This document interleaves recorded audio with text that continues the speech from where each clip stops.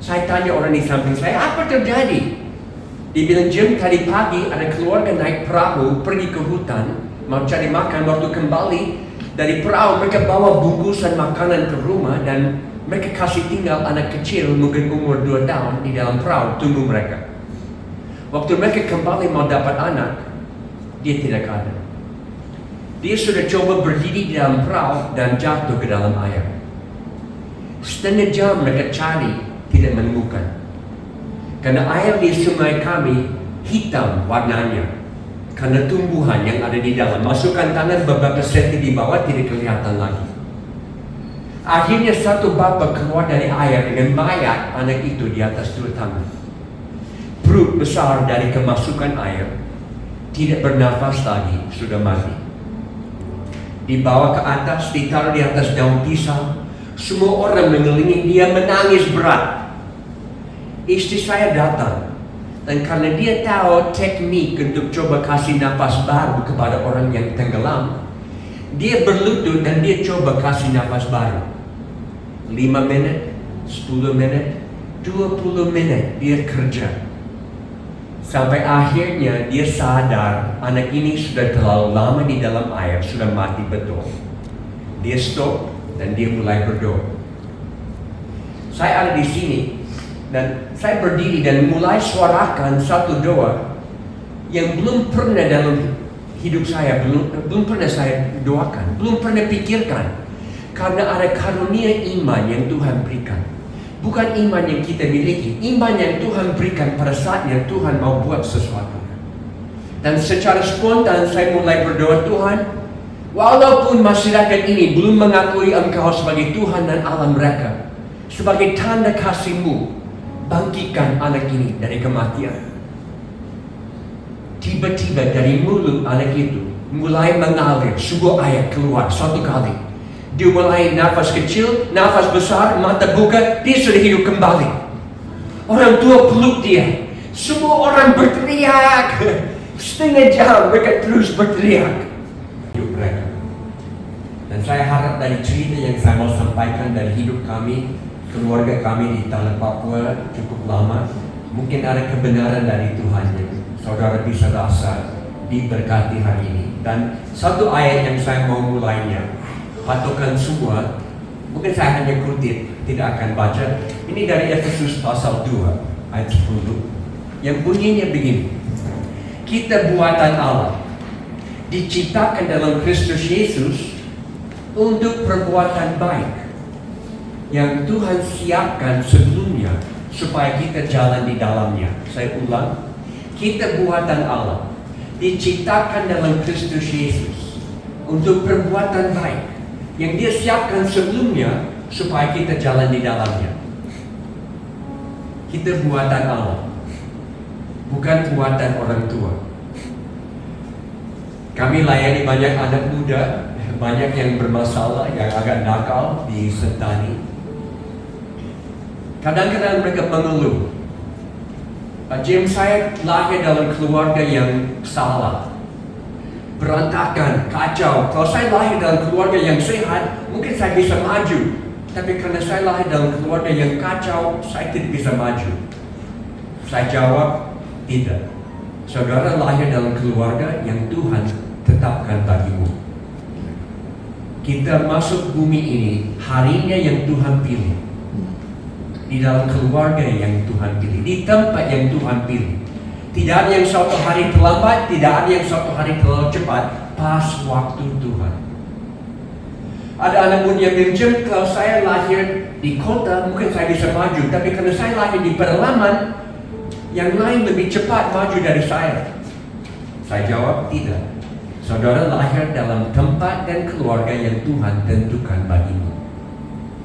Tidak ada alasan untuk tidak maju bersama Tuhan. Buatan Allah sempurna. Kadang-kadang saya layani anak muda yang tidak suka dengan apa yang Tuhan buat dalam diri mereka. Mereka bilang, aduh rambut terlalu lurus, mau dikritik. Rambut kritik mau dilurusin. Tidak puas dengan apa yang Tuhan kasih. Sempurna. Kita lahir dibuat oleh Tuhan sempurna. Tidak ada kurang. diciptakan dalam Kristus Yesus. Nah, ini bicara tentang kelahiran yang kedua, kelahiran rohani. Pada waktu lampu rohani nyala dalam pikiran dan hati, dan kita sadar kita orang berdosa dan perlu Yesus, pengampunan dari karena pengorbanan Yesus.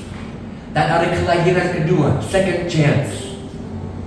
Tapi kenapa Tuhan berikan kelahiran baru? Kadang-kadang atau survei dibuat di Jakarta, ditanya semua orang Kristen, kenapa pergi ibadah hari Minggu? 95% jawab, untuk diberkati Tuhan.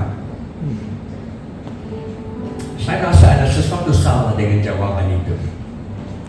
Karena hidup ini bukan consumer mentality, mau dapat berkat. Kita diciptakan dalam Kristus Yesus untuk perbuatan baik, untuk melakukan sesuatu yang unik yang orang lain tidak bisa melakukan.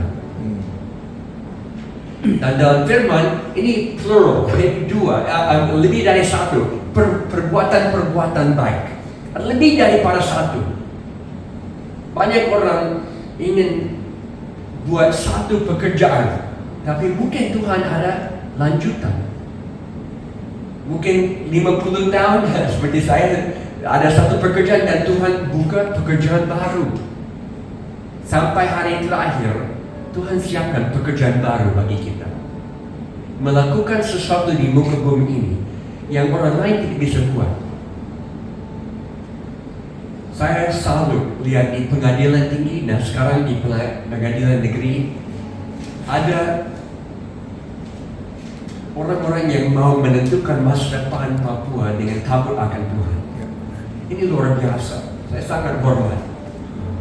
Karena kita perlu campur tangan Tuhan setiap hari dalam hidup ini. Untuk perbuatan baik yang Dia siapkan sebelumnya supaya kita jalan di dalamnya. Sebelum apa? Sebelum kita lahir baru, Tuhan mulai persiapkan pekerjaan baik dalam hidup ini. Sebelum kita sadar, dari hari pertama saudara lahir di bumi ini, Tuhan mulai tanam nilai-nilai, tanam sesuatu dalam hidupmu yang akan keluarkan nanti untuk memberkati orang lain. Pekerjaan baik mulai dari hari pertama. Dalam suka dan duka, dalam keberhasilan dan kegagalan, Tuhan siapkan life message, cerita hidup yang harus sampaikan kepada orang lain. Dan ini yang saya mau sampaikan hari ini, cerita yang adalah Jimios. Semua yang baik dan yang tidak baik harap dilihat dan bisa lihat Yesus di dalamnya. Saya lahir di Amerika, di California, dalam keluarga yang Kristen, takut Tuhan. Waktu kecil, tiap kali pintu gereja buka, saya dibawa dengan keluarga duduk di bangku di gereja. Tapi hanya karena saya duduk di bangku di dalam gereja tidak berarti saya kenal Tuhan Yesus. Dan waktu masih kecil, satu hari bapak saya dapat serangan jantung dan stroke, dua-dua dalam satu hari. Dan Tuhan panggil. Dan saya marah, Tuhan, kenapa anak lain punya bapak, saya tidak? Di acara pemakaman, saya tidak menangis. Sedikit pun air dari mata tidak turun karena saya marah. Kenapa anak lain punya bapak, saya tidak? Dan saya berontak, saya lari jauh dari Tuhan, jauh dari gereja bertahun-tahun. Tapi pada waktu itu, dalam pemberontakan, Tuhan jaga hidup ini. Supaya saya tidak mati dalam kenakalan. Karena Tuhan tahu satu hari saya harus ada di tanah Papua.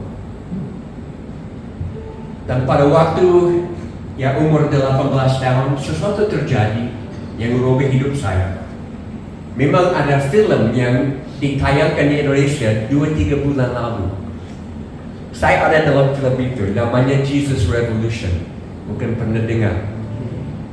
Saya bertobat pada waktu itu, tahun 71.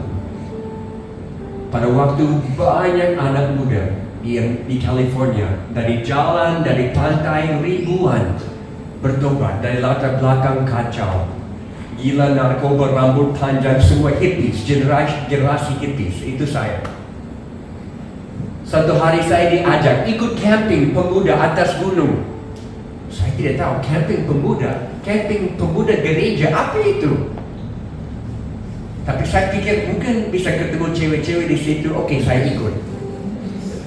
Tuhan pakai motivasi yang tidak baik supaya saya ada di tempat yang baik. Di situ saya lihat anak muda yang berapi-api bagi Tuhan. Saya keraskan hati. Saya bilang itu baik bagimu, bukan untuk saya. 1 hari, 2 hari, 3 hari, 4 hari saya keraskan hati. Hari kelima, hari terakhir, Roh Kudus tembus. Saya berlutut menangis, mengakui semua dosa, serahkan hidup kepada Tuhan. Dapat second chance, kesempatan lagi. Tapi saya tidak tahu ini mau bawa saya kemana. Saya hanya bersyukur dapat kesempatan lagi.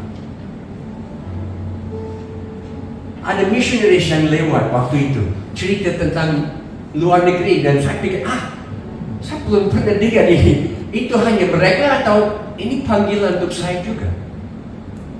Oke, saya akan cek apa ini untuk saya. Jadi saya pergi mission trip ke Jepang dan Korea. Nah, saudara harus mengerti, istilah mission trip agak populer sekarang. Tapi 50 tahun yang lalu tidak ada mission trip. Mission trip bukan mission tour. Beda. Mission trip artinya membawa dirimu keluar dari daerah nyaman ke tempat yang sulit bagimu untuk bertemu dengan Tuhan, dengar suara Tuhan di sana. Bukan apa yang saudara akan berikan kepada orang di situ, tapi apa yang Tuhan akan berikan kepadamu di situ. Jadi saya pergi 3 bulan Korea dan Jepang dengan tanya, Tuhan, apakah misi ini untuk saya atau orang lain? Di Korea 6 minggu, bangun pagi-pagi jam 5 berdoa dengan orang Korea, luar biasa. Kalau saudara belum pernah berdoa dengan orang Korea, cari orang Korea berdoa dengan dia. Mereka luar biasa dari doa siapa. Tapi saya tidak dengar suara Tuhan di Korea. Tapi di Jepang, negara yang sulit, tidak banyak gereja. Saya ada di Kyoto. Kyoto itu pusat penyembahan berhala di Jepang. Saya ada di satu asrama mahasiswa. Satu malam saya bergumul dalam doa sepanjang malam. Saya tidak tidur. Dan saya jujur dengan Tuhan. Saya bilang, Tuhan, saya tidak suka di negara yang asing. Saya tidak suka di tempat yang saya tidak tahu budaya. Saya tidak tahu bahasa. Saya tidak tahu makanan yang saya makan. Saya tidak bisa jadi missionary. Dan Tuhan jawab, betul Jim, kamu tidak bisa jadi missionary. Tapi aku bisa jadikan kamu missionary yang sukses. Dan saya sadar malam itu bahwa panggilan misi tidak ada hubungan dengan kemauan saya atau kemampuan saya, tapi ketaatan saya. Dan saya tahu saya akan tinggalkan Amerika dan tidak akan kembali lagi. Saya ketemu istri. Nah, istri saya, dia orang asli Amerika, suku Indian, Choctaw, dari Oklahoma. Orang tua keluarga semua kuat dalam adat suku. Tidak ada yang percaya Yesus. Waktu dia kecil, dia dibawa ke sekolah minggu. Di satu gereja dia terima Yesus, ikut Yesus, tapi tidak ada dukungan dari keluarga. Dia fighter, dia kuat. Kami ketemu waktu mau kuliah dan kami bilang, hey, mari kita nikah buat misi sama-sama. Jadi kami nikah supaya bisa buat misi sama-sama.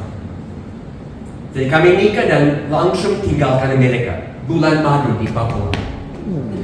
Sampai sekarang masih bulan madu. Jangan stop bulan madu. Kenapa ke Papua?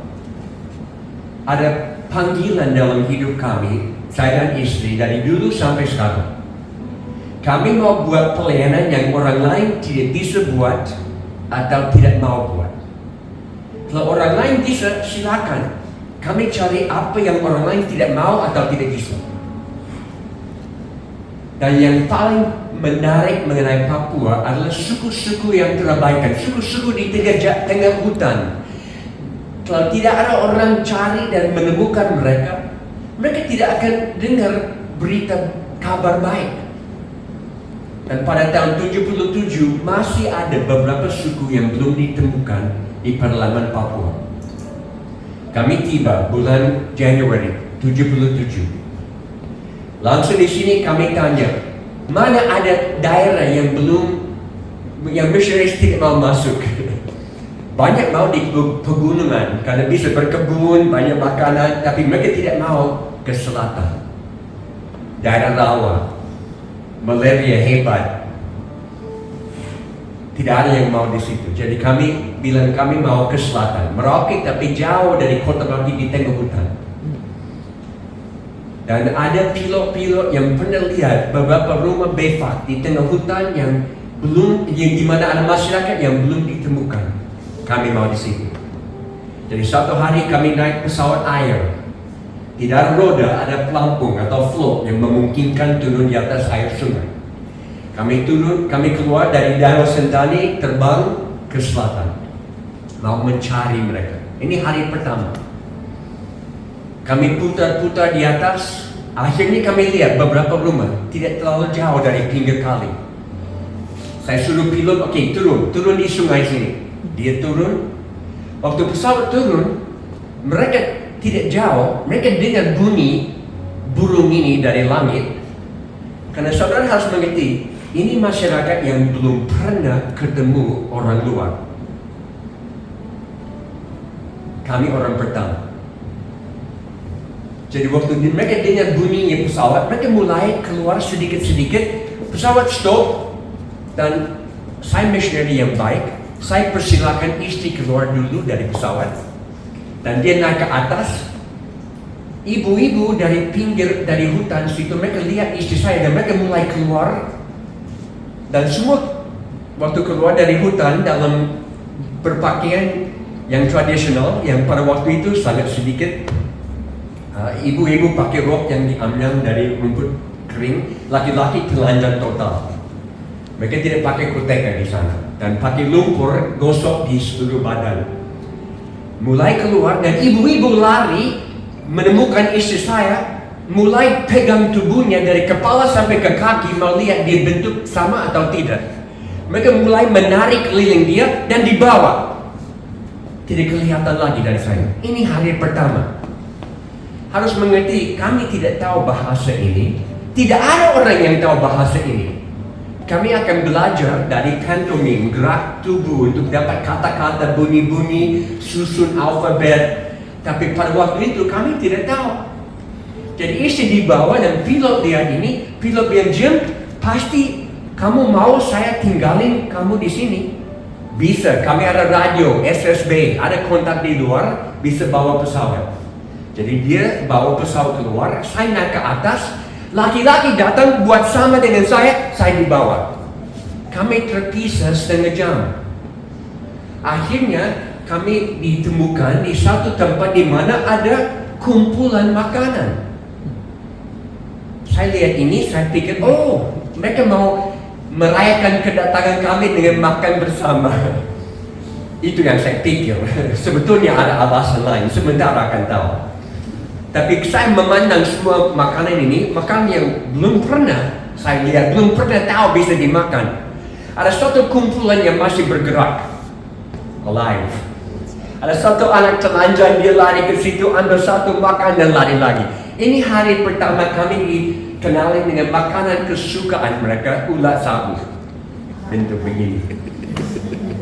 Masih hidup, makan mentah. Mereka taruh di tangan, saya tutup mata, masukkan di mulut, bayangkan es krim. Karena Tuhan ciptakan tubuh ini, perut bisa cerna makanan apapun. Problem bukan di sini, problem di sini. Jadi kami bersyukur karena mereka mau kasih makanan. Tapi sesudah semua makanan habis, ada satu bapak berdiri dan berteriak. 1,000 orang bangkit berdiri, setengah lari ke sana, setengah lari ke situ. Langit jadi hitam dengan anak panah yang dilemparkan dan ada perang suku yang terjadi. Hari pertama. Karena kami tidak tahu di tempat ini ada dua kelompok bermusuhan. Pernah ada pembunuhan dan hari ini sebelum kami tiba, mereka sudah sepakat mau balas dendam, perang balas dendam. Tapi sebelum mereka berperang harus makan bersama. Jadi di keliling tempat makan dalam rumput tinggi, mereka sembunyikan semua alat perang. Busur, anak panah, tombak, kapak batu, semua disimpan. Waktu ada kode, mereka ambil dan mulai berperang. Laki-laki, ibu-ibu, anak-anak, semuanya. What do you do? Apa yang kami bisa buat? Saya harus terus terang, dalam kuliah di Amerika, saya tidak dapat mata pelajaran tentang perang suku. Mereka tidak kasih, bukan di Indonesia, di Papua ada. Tapi saudara, seperti Tuhan membungkusi hati kami, supaya roh ketakutan tidak bisa masuk. Dan saya suruh istri, kamu masuk di situ, saya akan masuk di sini. Mari kita coba menghalangi mereka dari pembunuhan yang sedang terjadi. Kami lari di tengah-tengah perang, ada anak panah lewat di atas, kami ambil, kami patahkan. Apa yang kami bisa buat, kami buat. Tapi kami hanya 2 orang, mereka 1000 lebih.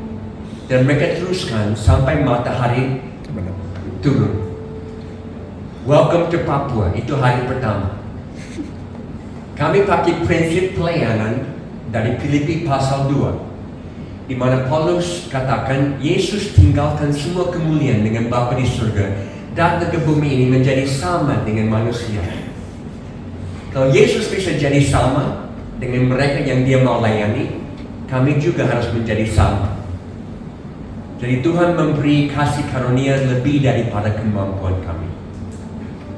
Istri saya naik perahu tiap hari, pergi ke hutan, pangkul sabu, cari makan. Saya ikut laki-laki berburu di hutan, cari babi liar. Dengan cara itu kami mulai tangkap bahasa ini.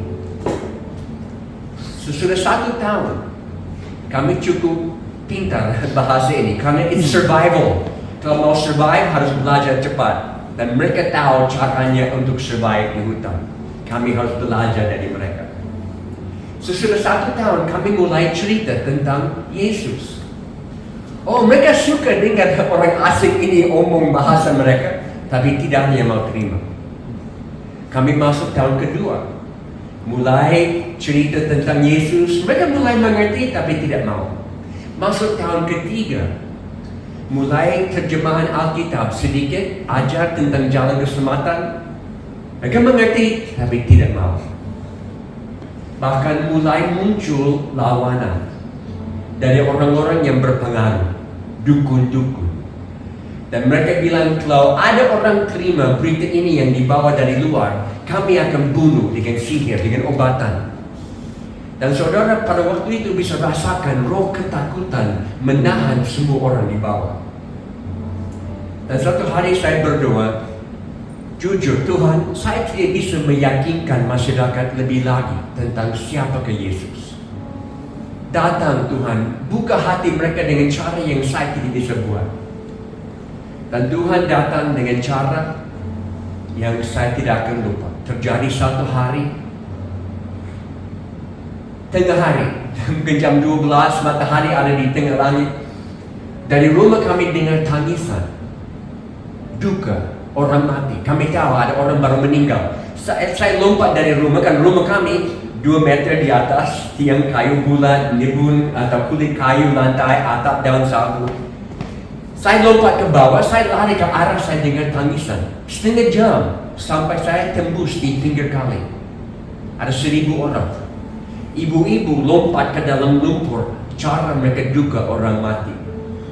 Laki-laki semua ada di dalam air dangkal cari sesuatu. Saya tanya orang di samping saya, apa terjadi?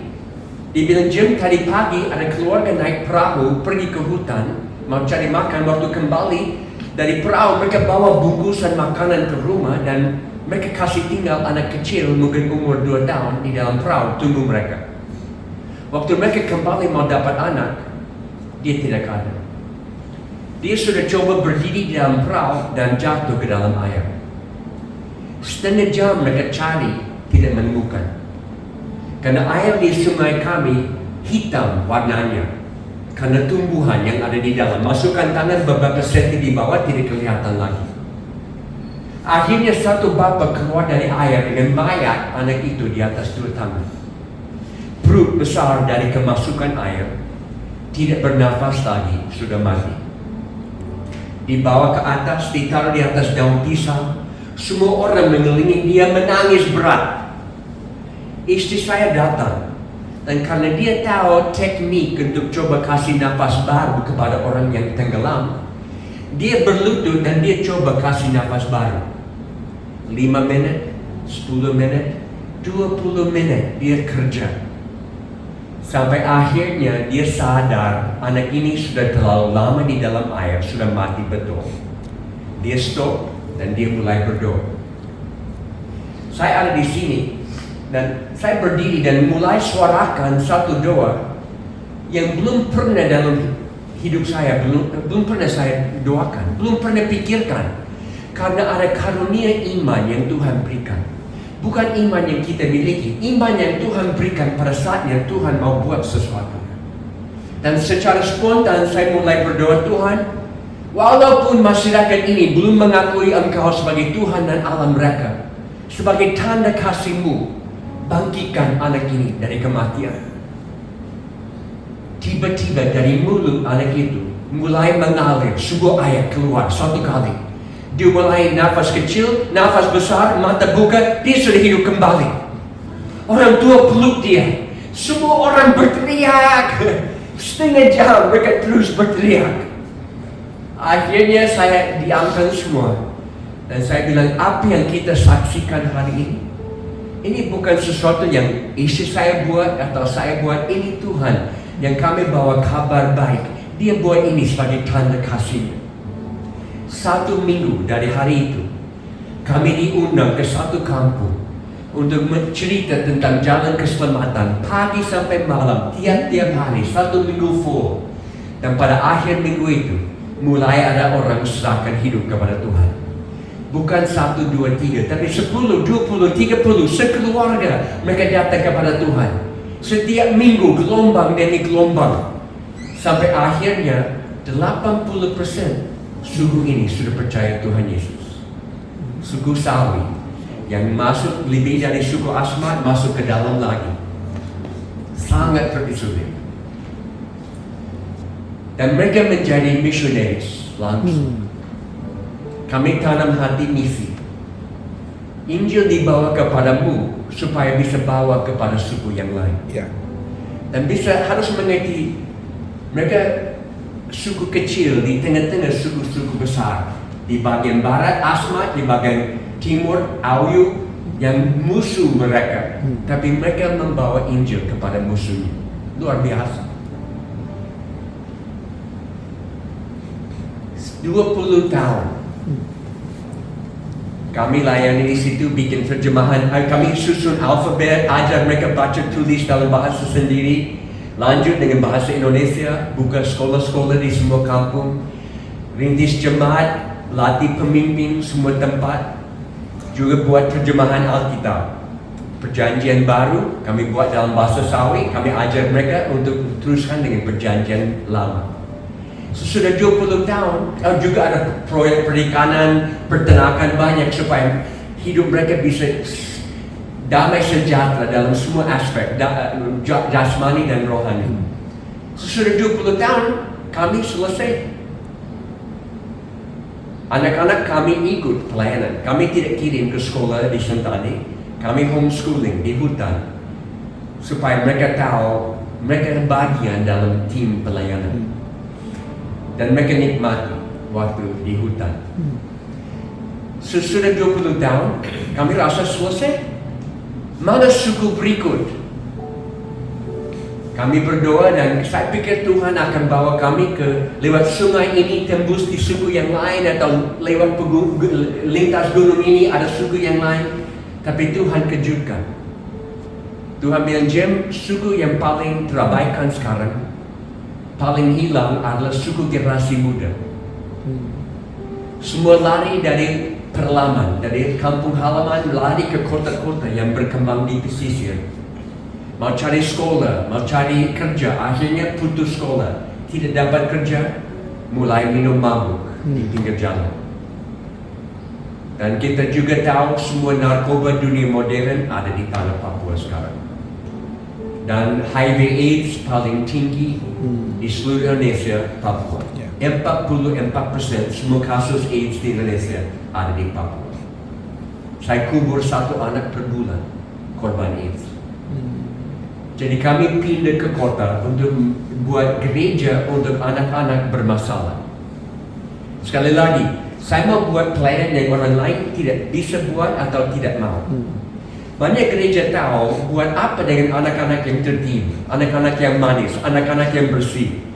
Tapi tidak tahu buat apa dengan anak-anak yang bermasalah, yang broken. Dan kebanyakan generasi muda broken. Karena datang dari broken home, mereka juga broken di dalam. Jadi kami mulai di Sentani dengan 12 laki-laki yang minum mabuk di jalan, satu geng. Kami bawa mereka tampung di rumah. Saya pikir kalau Yesus bisa mulai dengan 12 murid yang kacau, saya juga bisa mulai dengan 12 murid yang kacau. Mereka jatuh cinta dengan Yesus, mereka stop minum. Dan saya coba bawa mereka ke gereja-gereja lain untuk pemuridan lanjutan, tapi gagal. Karena mereka tidak tahu bahasa gereja. Mereka tidak tahu budaya gereja. Mau tidak mau, kami harus rintis gereja baru. DKOB, Gereja Kristen Orang Bermasalah. Sebetulnya kami di bawah GBI, Gereja Bebas Indonesia. Nah, Bethel, kami di bawah Bethel, tapi kami coba buat tempat di mana orang bermasalah rasa welcome. Awalnya laki-laki, 1, 2, 3 tahun semua laki-laki, tidak ada perempuan. Karena ini semua anak-anak nakal dari jalan yang datang dipulihkan. Akhirnya tahun 4, tahun kelima mulai ada perempuan yang bertobat, tapi semua dari dunia malam. Jadi kami jadi gereja orang bermasalah, mulai dengan korban alkohol, narkoba, geng-geng yang berkelahi di jalan, HIV AIDS, keluarga yang berantakan, semua anggota jemaat kami seperti itu. Kami buat pengakuan iman. Waktu ibadah hari Minggu, bukan pengakuan iman rasuli, itu terlalu kuno. Kami buat modern. Saya berdiri di depan dan semua bantu berdiri. Kami ibadah 1000 anak muda. Semua berdiri angkat tangan. Kami semua orang bermasalah yang cari jalan baru kepada Tuhan. Karena kita semua orang bermasalah, hanya sebagian lebih pintar menutupinya daripada yang lain. Lebih baik kita terbuka, bikin tempat di mana semua orang berdosa rasa welcome di sini. Itu yang kami coba buat. Dan tiap-tiap hari, tiap-tiap minggu ada yang datang kepada Tuhan. Nah, bisa dengar semua ini, mungkin saudara rasa Pak Jim sangat cocok di Pak. Tapi saudara, ada harga yang harus dibayar kalau mau buat pekerjaan baik yang Tuhan sediakan. Kalau mau bawa transformasi betul-betul harus long term thinking dan juga bayar harga. Waktu kami masuk ke pedalaman, langsung saya dapat hadiah. Saudara tahu hadiah yang ada di Papua? Bagi semua orang yang datang dari luar ada hadiah. Tahu namanya? Malaria. Malaria adalah hadiah. Karena semua akan dapat, tidak ada yang tidak akan dapat. Dan kita tahu malaria paling ganas di dunia, Papua. Angkatan Laut dari Amerika sudah buat penelitian seluruh dunia. Dan mereka menemukan malaria di bagian selatan Papua paling ganas di seluruh dunia. Tidak selalu bisa diobati dengan obat yang ada. Jadi kami ke pedalaman langsung malaria. Bukan malaria 1, malaria plus 4, tropika, menggigil, muntah, rasa tulang mau hancur. dievakuasi dengan pesawat air, sembuh kembali, malaria lagi. Setiap bulan malaria. 1 tahun, 2 tahun, 3 tahun, malaria. Saya tanya Tuhan, apakah saya punya panggilan untuk sakit? Karunia sakit? Karena saudara, saya tidak punya teologi penderitaan. Saya punya teologi kemakmuran dari Amerika. Tapi saya harus belajar di Papua teologi penderitaan. Yang bunyinya, saya percaya Tuhan mau sembuhkan. Dan saya tidak akan stop berdoa. Tapi kadang-kadang Tuhan tunda kesembuhan untuk tujuan yang lebih mulia. Di mana di dalam penderitaan kita bisa mencerminkan Yesus kepada dunia yang melihat. Saya sakit terus, saya tidak mengerti. Sampai beberapa tahun lewat, gerakan Tuhan sudah jadi. Saya ada di satu rumah, kami duduk keliling api, bakar sagu, omong-omong. Ada satu bapak bilang, Jim, masih ingat tahun-tahun pertama waktu selalu sakit? Oh ya, saya ingat, tidak bisa lupa. Kami lihat Jim jatuh sakit, dibawa dengan pesawat keluar, kami pikir dia tidak akan kembali. Tapi kembali lagi. Sakit, dibawa keluar, kami pikir tidak akan kembali. Tapi kembali lagi. Ini mulai bicara kepada hati kami bahwa Jim bawa berita yang begitu penting. Kami harus dengar ini. Bisa tangkap ini? Tuhan pakai penderitaan dalam hidup saya sebagai persiapan bagi Injil dalam hidup mereka. Dan kalau saya bisa sakit supaya satu suku datang kepada Tuhan, why not? Kenapa tidak?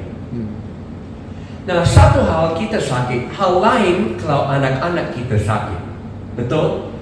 Orang tua mau ambil penderitaan dari anak-anak. Jangan mereka menderita, saya menderita, wakili mereka. Tapi saya punya 3 anak perempuan lahir besar di hutan Papua. Bahasa pertama bahasa suku, bahasa kedua Indonesia, bahasa ketiga baru Inggris. Tapi mereka dapat malaria ratusan kali. 2 hampir meninggal dari malaria. Dalam koma, tidak sadar 1 minggu. Kami terpaku di hutan, tidak ada pesawat yang bisa evakuasi. Kami hanya bisa berdoa, basuh mereka dengan air, harap panasnya turun, dan tanya apakah ini waktu Tuhan mau panggil. Dan akhirnya Tuhan kembalikan mereka kepada kami. Tapi sebagai orang tua itu tidak mudah. Saya bergumul. Ada misionaris yang lain yang tegur. Mereka bilang, Jim, ini terlalu bahaya di sana. Harus kembali ke Amerika, tidak bisa tetap di sini. Saya bergumul, sampai suatu hari saya berdoa, jujur dengan Tuhan. Saya bilang, Tuhan, saya percaya panggilan-Mu masih ada di atas hidup kami di sini. Dan sebagai orang tua dan suami, saya buat semua yang ada dalam kemampuan saya untuk menjaga keluarga saya. Saya harus percaya Tuhan akan mencukupi kekurangan saya. Dan hari itu saya dapat damai sejahtera dalam hati. Dan saya tahu Tuhan akan selalu mencukupi kekurangan saya. Kalau saudara ketemu anak-anak saya, mereka rasa diri anak-anak yang paling kaya di dunia. Karena mereka lahir dan besar di Papua Pedalaman. Mereka dapat pengalaman yang anak-anak lain tidak punya. Akhirnya mereka kuliah di luar, 2 masuk dunia medis, kedokteran, 1 guru, dan dalam profesi mereka melayani Tuhan. Kami bangga anak-anak.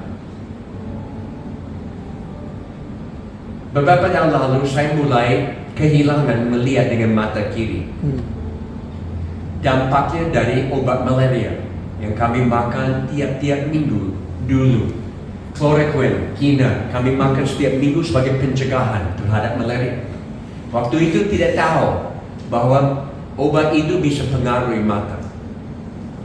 Sampai saya mulai buta dan saya ke Houston Medical Center di Amerika. Mereka buat penelitian 2 hari, periksa di dalam, di luar. Akhirnya saya dipanggil di kantor dokter dan dia buka semua.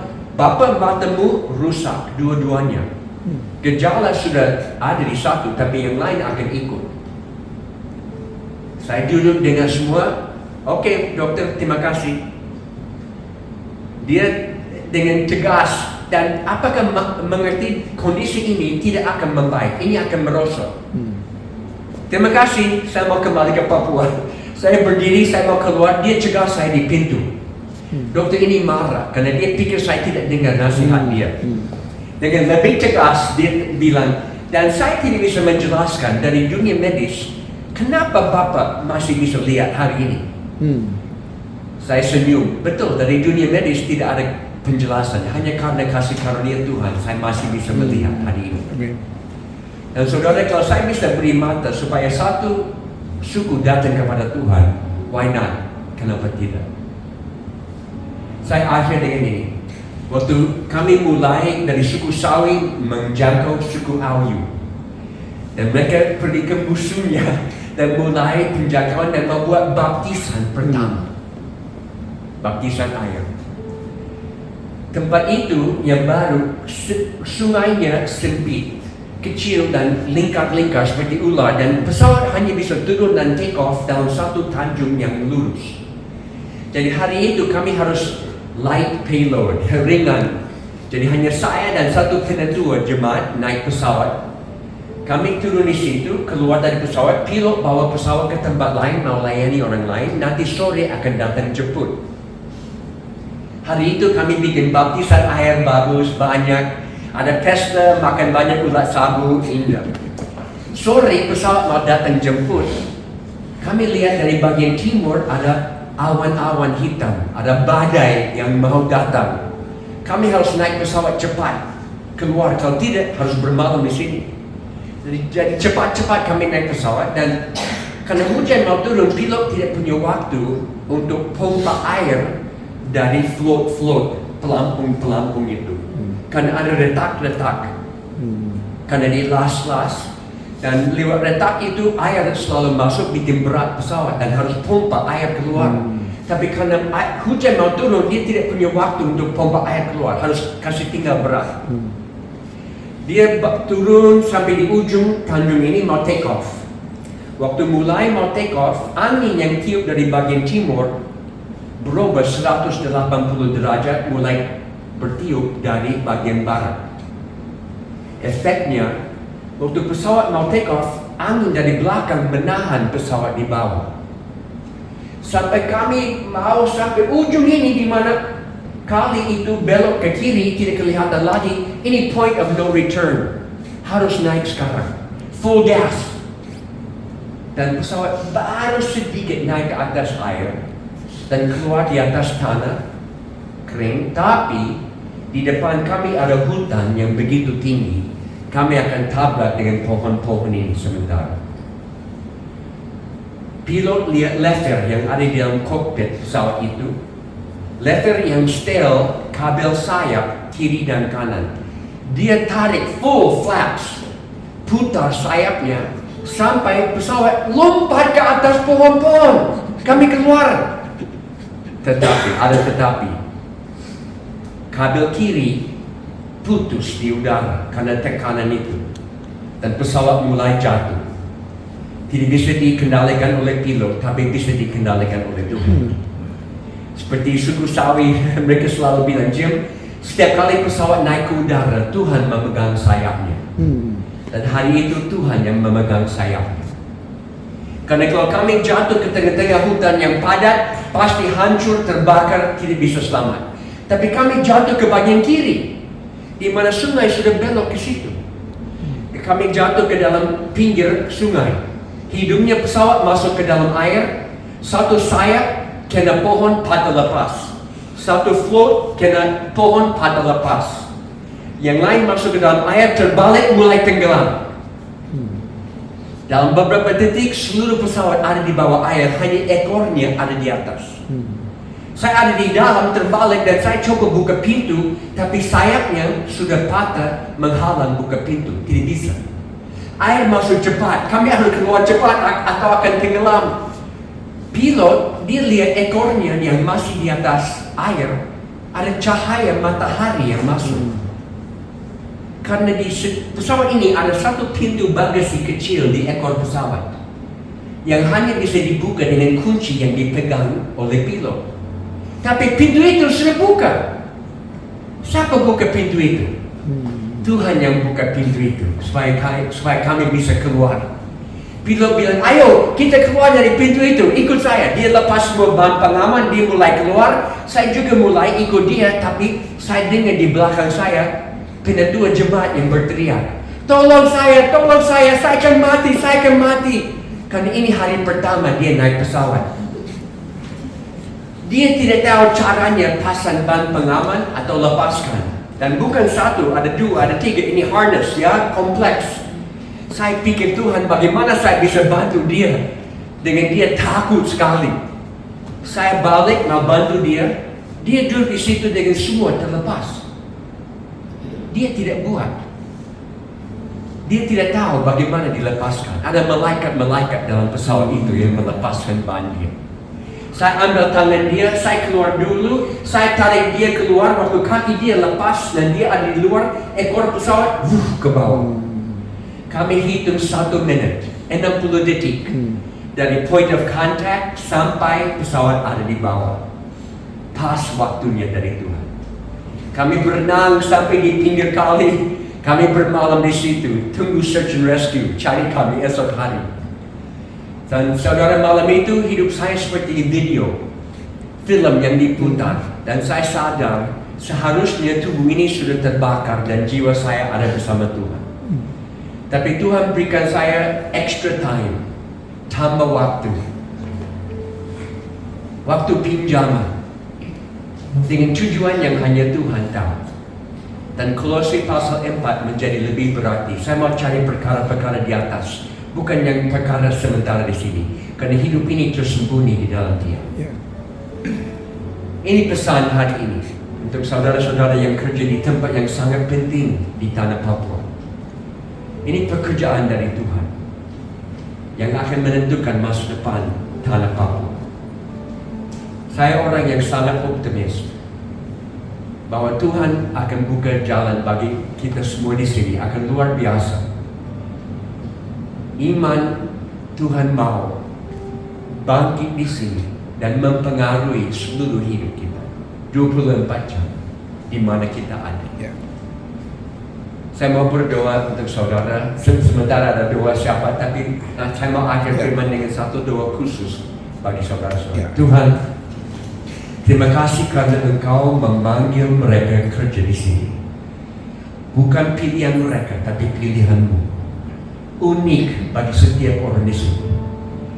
Pakailah semua yang Kau sudah invest dalam hidup mereka untuk memberkati semua orang yang datang ke tempat ini. Orang yang punya beban berat, orang yang punya pergumulan dan kebingungan, tapi akan dibangkitkan karena pelayanan dari kantor ini. Terima kasih karena warna dari sini akan mewarnai seluruh tanah Papua. Saya serahkan mereka dalam tangan pemeliharaan-Mu Tuhan. Tahan mereka di tengah-tengah kehendak-Mu, supaya nama-Mu selalu dipermuliakan di sini. Dalam nama Yesus kami berdoa. Amin. Sekarang ada persembahan